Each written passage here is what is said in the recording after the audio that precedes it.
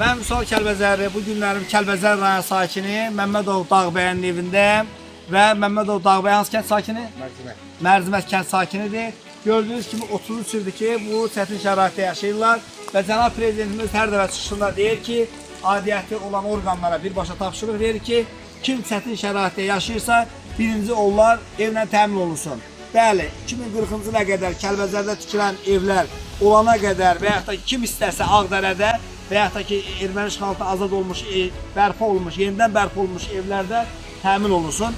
Bəli, bunlardan biri də Məmmədov Dağbəyidir. Bərdə rayonunda Meşəsilikdə yaşayırlar. Bərdə şəhəri ərazisindədir.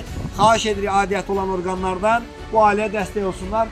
Demək 33 ildir ki, gəl buraya yaxından çək. Baxma, bu gördüyünüz kimi yağış yağanda evin üstünə damır və ev demək olar ki, bərbad vəziyyətdədir. İlanların, çəyənlərin içindədir.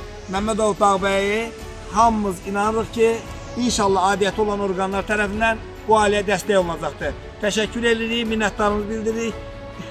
İnşallah o gün olsun ki, biz gedək gələk bu evin inşallah yeni evdə gözəl bir mürəbbəli sahibsə inşallah. Başqa tələbiniz? Çox sağ olun, müəllim. Allah razı olsun. Təşəkkürlər və aidiyyəti olan orqanlardan nə istəyirsən? Əlim ev verirsə, tez verirsə lap yaxşı olar. İnşallah. Biz də aidiyyəti olan... Biz ev almaq istəyirik, evə görə. Neçə övladınız var? Bizim hər ev var. Ailə özü neçə nəfərdir?